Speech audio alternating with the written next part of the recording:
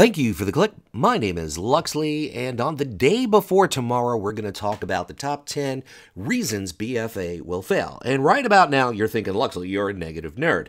And the reality is, I'm not looking to predict BFA's failure or success going forward with upcoming 8.1 whatever patches. If I wanted to predict things and have that ability, I'd want to predict winning lottery numbers and horses. In the interest of fairness and objectivity, I'm trying something a little bit different here, and I uploaded 2 videos discussing how BFA will contribute to WoW's ongoing legacy. Those 2 videos being Top 10 Reasons BFA Will Fail and Top 10 Reasons BFA Will Succeed. The bottom line here, as players and even as fans, we need to applaud good ideas and criticize bad ideas. If we do just that, we greatly increase our chances to bring out Blizzard's A-game. Because, contrary to popular belief, Blizzard does listen to the players. They do listen to the fans. They do consistently tell us they want feedback. Now, before I lick a finger and turn the page to the top 10 list, let it be known, I'm not going to debate BFA's merits or lack thereof when it comes to some of the new features. We all know what those features are. Hundreds of videos already exist on that, and I do believe the majority of them really miss the main point. They don't discuss the underlying issues, the ongoing issues at Blizzard. These issues are responsible for why this content falls short and doesn't meet the least of our reasonable expectations. So, without further ado, finally, here's the list. The good old I'm sorry mentality that Blizzard just loves to do. Now, I'm a salesman, and one thing I don't do, I do not apologize. If someone has a major problem, I go out there, I confront it, I say, I'll fix it. I'll make it better. Blizzard doesn't always do that. Blizzard is very, very good at throwing band-aids on headaches and just appeasing the symptoms, but very rarely fixing the problem. There have been some problems in this game, whether it's game mechanisms or it's something with the gameplay, play style, that's been an issue for a very, very long time, for a few domino effect of X packs in a row. And I'm kind of sick of this I'm sorry mentality. If I go to a diner and I order a bacon cheeseburger and I end up getting soup, I don't want to hear I'm sorry. I want the bacon cheeseburger. Now, once in a while, it's okay. Everybody gets a pass. But when this kind of thing consistently happens, less Band-Aids for headaches, Blizzard. And I think that the underlying problem here is that there is no legit competition as far as other MMOs go. Yes, ESO is a good game, Final Fantasy is a good game, Guild Wars 2 is a good game, but they just don't have that wow effect, and Blizzard knows it. So therefore, they can essentially charge more and do less, hence the subscription fee, and not always delivering on the value. For all the lore nerds out there, this is where I'm probably going to piss you guys off, and I apologize in advance, but I do think the lore is starting to venture into jumping the shark territory. Things are a bit outlandish. Things are way, way out there, where a god throws his sword into the world, and yeah, it's got some cool visuals, etc., but we're jumping the shark here. Even the attack on the city of Lordaeron, where Anduin doesn't show up with gas masks. Undead equals blight. Bring the fucking gas masks. Some very, very simple things. You would think that that Velen, who has the Vindicar, nowhere to be found on the assault. They had to throw in the ghost ship with Jaina, which is borrowing from old Lord of the Rings, Return of the King, when the undead come off of that ship and basically bail out Aragon. Hope I didn't give anything away, but that movie's 15 years old, people. The point is, yes, all sci-fi fantasy kind of borrows from each other. It's a beg and borrow steal kind of thing, and that's normal. Game of Thrones, Lord of the Rings, Star Trek, Star Wars, all beg, borrow, and steal from each other. That's okay. You're expected to suspend your belief to some extent, but I think Blizzard is just asking way too much with some of the storylines. And I'll repeat it again. Yes, very engaging. Yes, very intriguing. Yes, grabs your attention, but just not realistic enough. They're asking us to suspend our belief too much.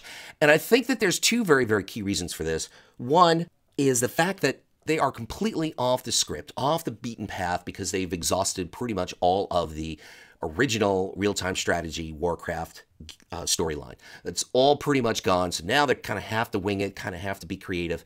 And I just don't think they're cutting it, to be honest. And the second point is the absence of Chris Metzen. Love him or hate him, he had a great personality and a great voice for WoW. He was a great salesman for WoW. He was very, very charismatic, and his passion always showed. And he was the guy that was in charge of the story's direction. And his absence is very, very well noted, and I think is a big reason why we're starting to venture into this jumping to shark territory. Does this mean that in 8.1, 8.2, and the next X Pack, we're going to see more of this? No, it doesn't mean that at all. But I'm just stating what I believe, what is my opinion, that, yeah, as far as lore is concerned, we're jumping the shark. How many times have you heard it from YouTubers, Twitch streamers, even just read it on the forums, whether the official forums or MMO forums? Blizzard doesn't listen. Blizzard doesn't listen. Blizzard doesn't listen. Over and over again, like a broken record. For those of you who don't know, records were something that preceded CDs, which preceded MP3s. But the point is, Blizzard doesn't listen, and I strongly disagree with that. And I'm going to explain why.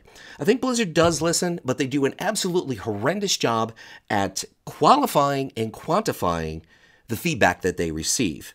And let me give you a perfect example of a company that did it right. Going back a few years ago, before Square Enix released Final Fantasy that put that game back on the map, put that MMO back on the map, they did a survey of all their games with all the subscribers and people that have bought their games recently. It was a massive production, a massive survey, but it really helped them tweak and put the game on the right path. And since then, the game has done very, very well with the fans as far as sales, and there's been a lot of juice and a lot of excitement associated with the game. And every time I read comments on YouTube or read in the forums about other games people are going to play, Final Fantasy is one of those games that's often mentioned. And I think that Square Enix did a great job by doing a survey. And I think Blizzard should reach into their pocket and pay some sort of company to do a survey right and be sure that they listen to the right people for a change. Because when someone starts bitching about a Paladin or a Death Knight or a Shadow Priest on the forums, maybe it's a learn to play issue and it's not a mechanical issue. It's not a design issue. Or maybe it is a design issue or a mechanical issue, or then you have to start asking other questions. Is this player an avid PvPer? Is this player an avid raider? Is this player an avid mythic dungeon grinder? What is it that they love to do in game? Do they play other classes? There's so many questions that you have to ask, and the big question is, there's a huge, huge difference between someone bitching and complaining who is subscribed to the game as opposed to someone who is unsubscribed to the game. Because the guy who's still subscribed to the game still has a little bit of passion and wants things to change for the better, whereas the guy who's unsubscribed is just kind of throwing out some parting shots. That's what it all comes down to. So I'm thinking that they really have to do some kind of survey, and it would benefit all their games across the board. It would also benefit them for this new title that they've been working on that we're probably going to hear about at BlizzCon. It's going to give them the proper feedback to put the proper mechanics into that new game. And maybe they could start to really focus their resources more effectively. Because how many times have we heard when it comes to raid tiers, or it comes to fixing something with class design, or it comes to balance, or it comes to new models for goblins and Worgen, which they've been talking about, not for a couple of years, but for about 4 or 5 years now. The fact is, they always throw out that same phrase, limited resources, limited resources. Well, if they go out there and they do a survey a la style Square Enix did a few years ago, the reality is they're going to get some great feedback, some very effective feedback, and they're going to use their resources a lot more effectively. Time sinks and gated content. This is a tandem that has a long expired shelf life. Yes, as long as you do deliver value, people don't mind paying $15 a month. But when you start cutting back on the value, or you start stretching out content that really should last a month, but you try to stretch it out for 3 months, kind of like the Hobbit series, which was really at most 2 movies, but like for that extra $200 million, they had to stretch it to 3. This is the same concept Blizzard employs or deploys or whatever. This is the same concept they use on World of Warcraft, and it's getting old. World of Warcraft is one of 2 MMOs that actually charge a subscription fee.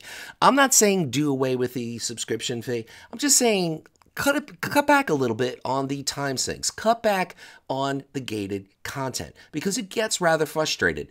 When you have World Quests And the World Quest gives you 137 Azeroth power, and you need 9,000 to get to the next level. That's not giving you a huge incentive to go out there and grind 8 or 10 different quests and kill an hour. The fact of the matter is, it's kind of redundant, and this is where the grind comes into play. I think there is a time and a place for time sinks and gated content, but I think that Blizzard really has to let players run with the ball a little bit more. In other words, step up the rewards. Step up the rewards for BG. Step up the rewards for Mythic Dungeons. Step up the rewards for regular dungeons, heroics, whatever it is you do. Just step up the rewards a little bit, and maybe that's where you put in the gate.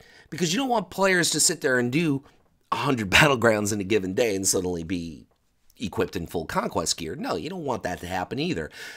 I think there needs to be a better balance, and that balance is clearly off in this X-Pack so far. Doesn't mean it can't be fixed. It doesn't mean it can't change. Doesn't mean it can't be tweaked. But this is the kind of thing that's going to drive players crazy. This is the kind of thing that's going to drive players away from the game. Of course, the hardcore players, they don't care. They love the game. But here's what it all breaks down to. And let me know if you guys agree. If you're playing a game and you start playing around lunchtime, and next thing you know, it's dark outside, that's a situation, whether it's an RPG or it's an MMO, when you start to feel like those hours are going by like minutes, guess what, people? You are having fun. But when those minutes start going by like hours and you have to get 9,000 Azeroth power in order to do a mythic dungeon or get into a raid or get that extra trait that you really need to be competitive in PvP, the reality is that's where it becomes a grind. That's where it becomes aggravating and a bit tedious. And yes, tedious and MMOs go hand in hand, but I think, like I said, it's not about getting rid of the sub fee here. It's not about getting rid of time sinks. It's not about getting rid of gated content 100%. It's all about finding a better balance. And if Blizzard doesn't find a better balance here, they're going to end up pissing off a lot of people, and people are going to stop playing.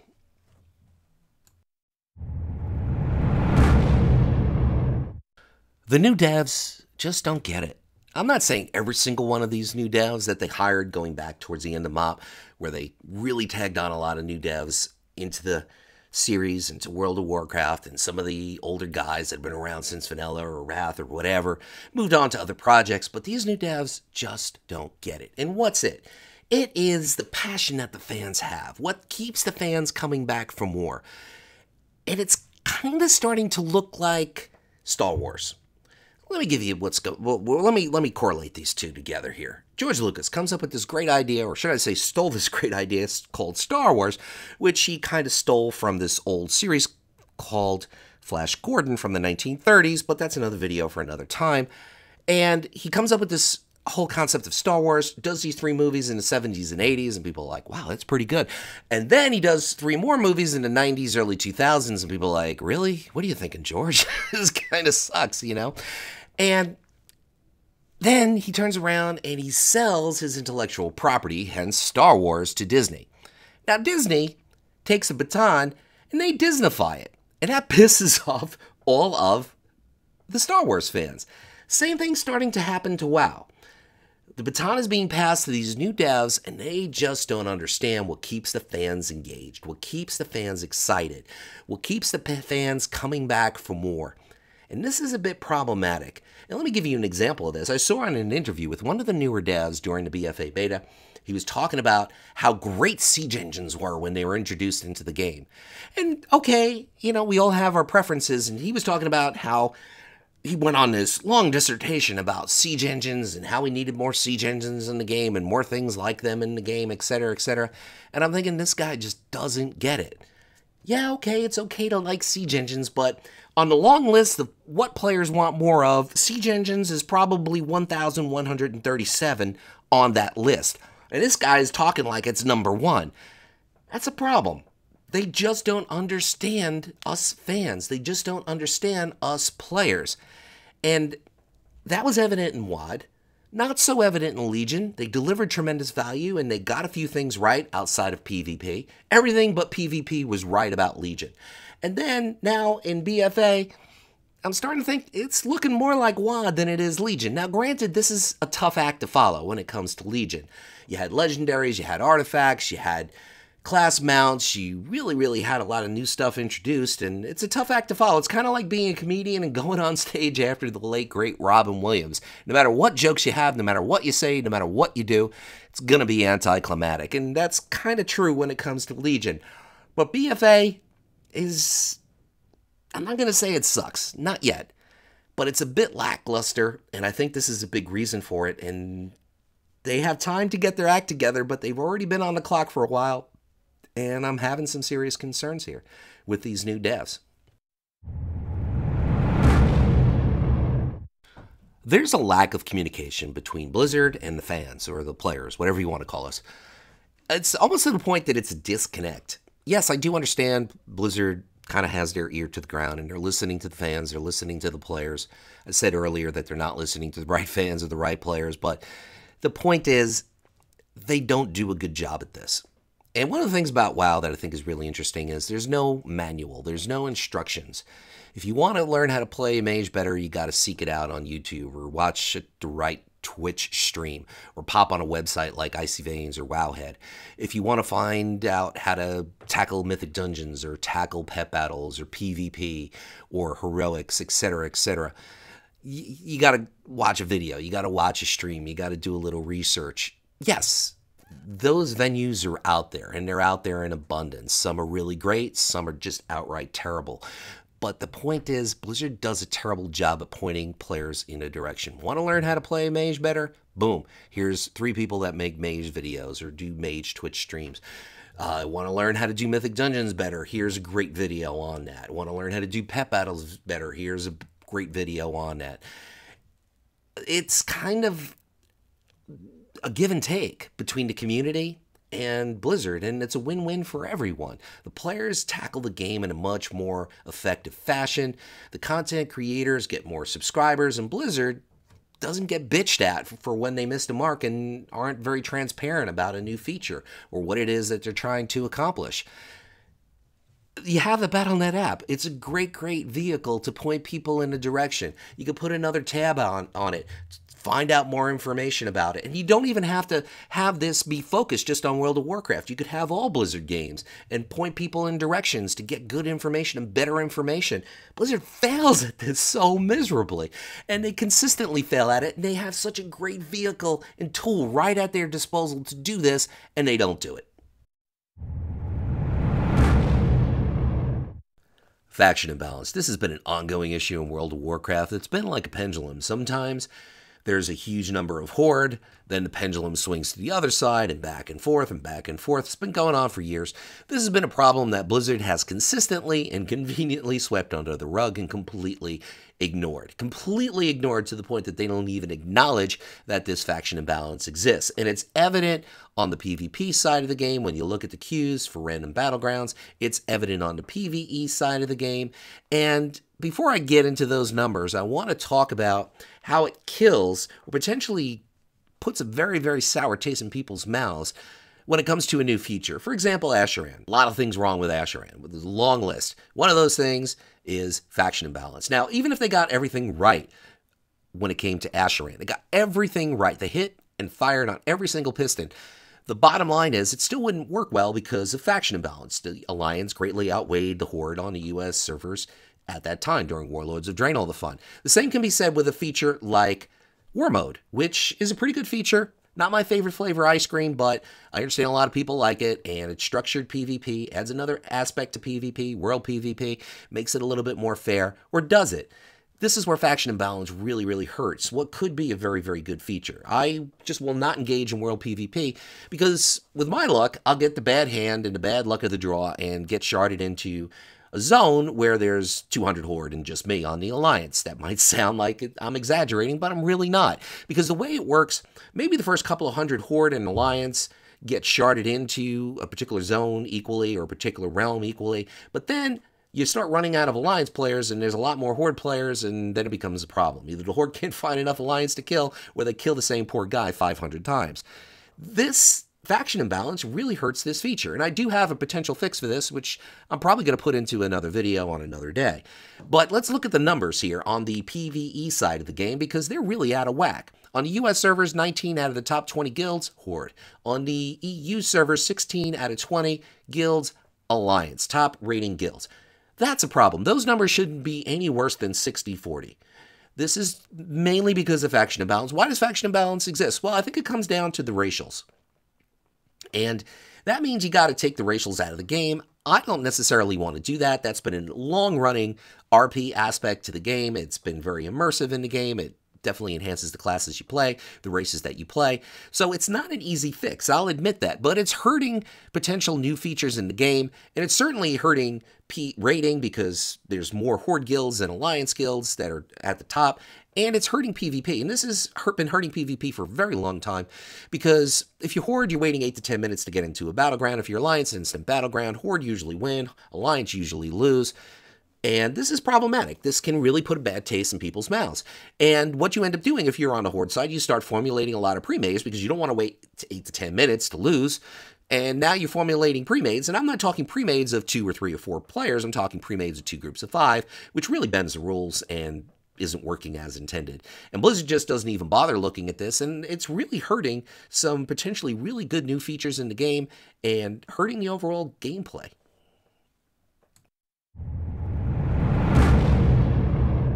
Class design is a total fustercluck, and here's the reason why. I'll save you all the suspense. In Legion, class design 100% revolved around the artifact, and the legendaries filled a lot of those missing gaps. For PvE, whether it was rating or it was M+, the reality is it worked really, really well.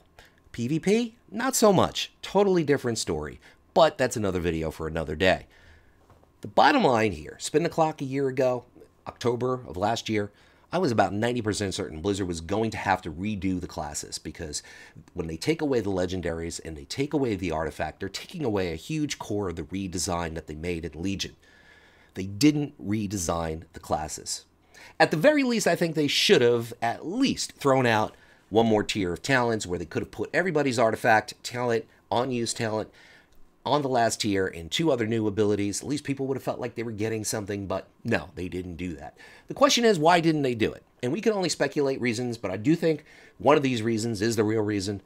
Reason number 1, they just didn't want to put the time and money into it. They wanted to focus on other things. They wanted to focus on new features. They wanted to focus on other aspects of BFA. And they just didn't do it. This is an excuse Blizzard throws out many times. We just don't have the resources. And obviously it does take a lot of time to redesign classes, retool them, retweak them, whatever, balance them out. Maybe they just didn't want to take on the task. They felt when it comes down to time and money, it just wasn't worth it. Reason number 2, maybe the fact that Celeste Tablet, who love him or hate him, he was a guy with a plan. He was a guy with a direction. I don't think he had the right plan. I don't think he was taking the game in the right direction. But sometimes having a bad direction or a bad strategy is better than no strategy at all. And that's what BFA kind of feels like. When there's nobody at the helm, as far as a dev is concerned with class design, that means there's no vision, that means there's no direction, and this clearly shows in BFA.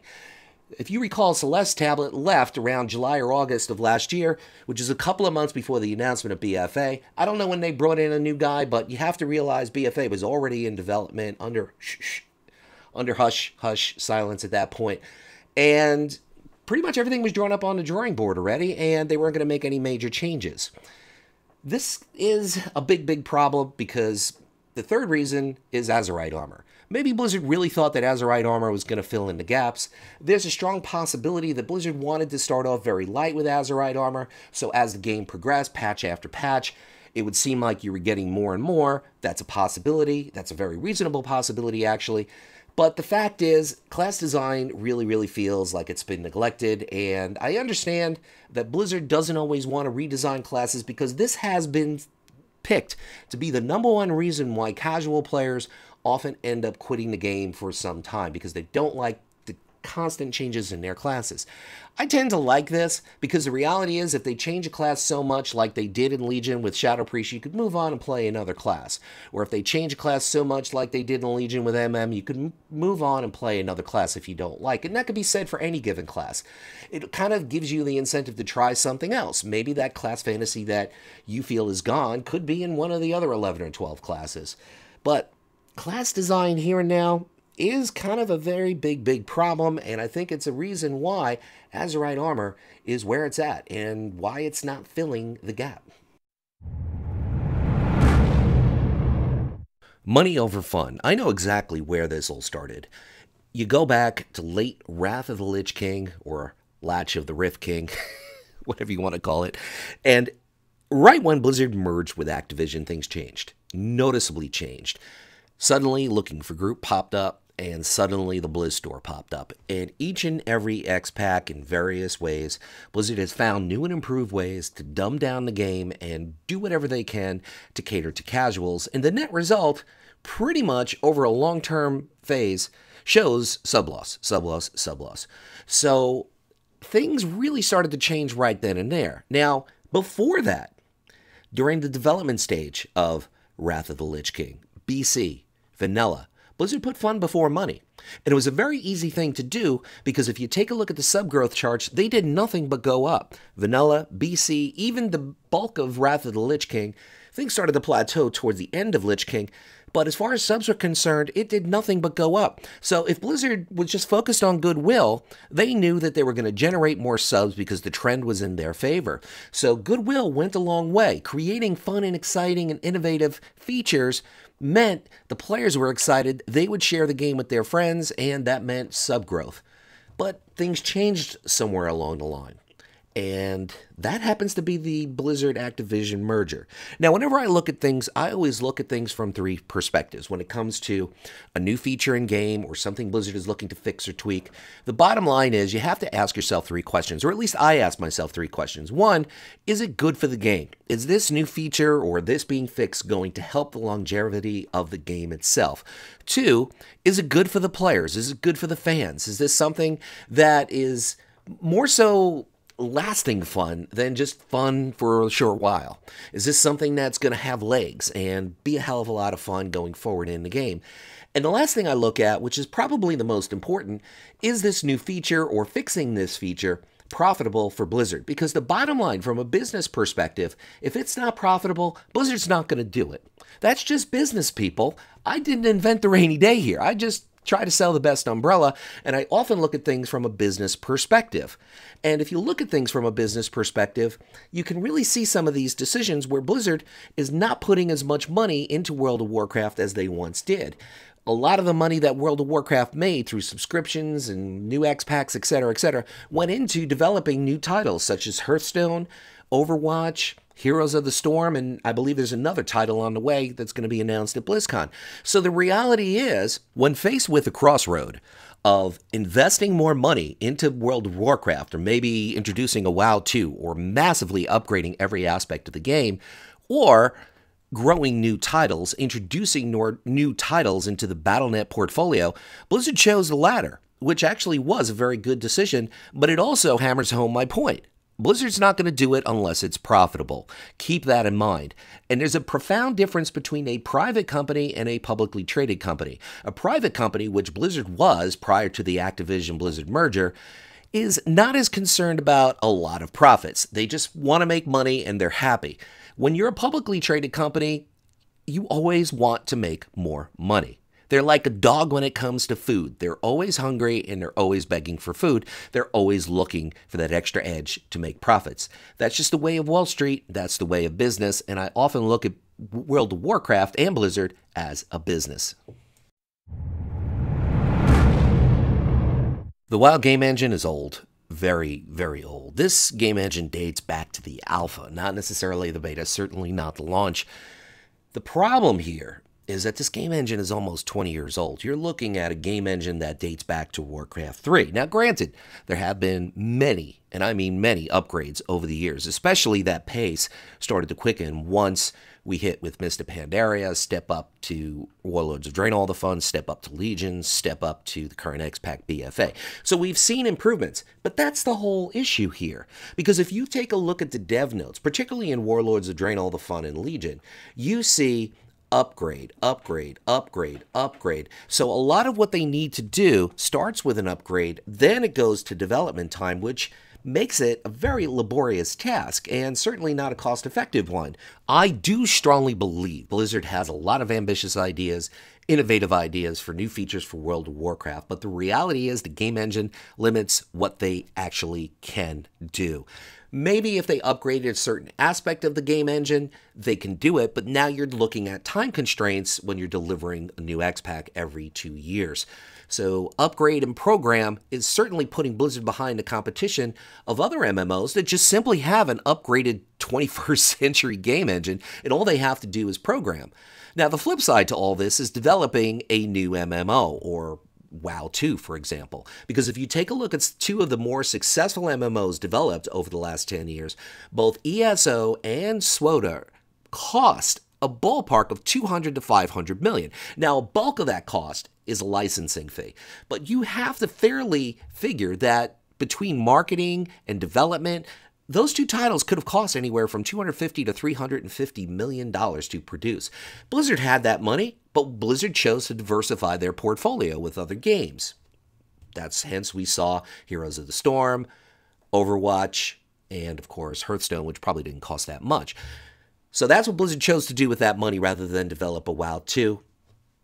From a business standpoint, probably makes a lot of sense. From a fan standpoint, maybe it doesn't, because a lot of the MMOs that are on the horizon for 2019, their main selling point is a huge world versus world siege type of PvP. That's where the MMO market seems to be most hyped and excited. And granted, no other MMO does it perfectly yet. Part of it is technology. Part of it is it costs a hell of a lot of money to produce. But that's the direction that MMOs seem to be going. It's not something I get excited about, but maybe I would if the technology could support it. But Blizzard's no exception. Blizzard, imagine a massive 100v100 in World of Warcraft. This game engine would crash. It just can't handle it. The game engine can't even handle a 40v40 when players converge, say 50 or 60 players converge in an IOC or an AV. The lag is just like walking through quicksand. You just can't even play. Part of it is on the user end. Part of it, players tend to play with max graphics. I do. And then you get into a situation where a lot of players are converged in one area, tons and tons of animations going off, and that lag is on the user side. But there's also been plenty of times where the lag was specifically on the server side. This game engine really limits what Blizzard can do with this game and also limits what I believe they want to do. Now, I showed you the problem with developing a WoW 2 and the kind of money that's involved, but let's take it a step further, because somewhere along the line, Blizzard's going to be faced with this question, and here's an analogy for you guys. Let's say you have a car that's about 15 years old, and the book value on your car is about $1,000, and suddenly your transmission goes. And to rework the transmission, it's going to cost you $2,000, because that's a very laborious task, and that's what it's going to cost. Now, the cost to fix a transmission suddenly exceeds the actual asset value of the car. So what do you do then? Do you go out and buy a new car? Blizzard's going to be faced and come to this crossroad with this particular question a lot sooner than people think, especially with new MMOs coming out. What are they going to do? I really strongly believe WoW 2 is long overdue. I think they should have done it with Warlords of Draenor, all the fun, but that's just my opinion. I'd like to know yours. This is Luxley saying, whatever it is by you, whether it's morning or it's afternoon or it's night, make it epic.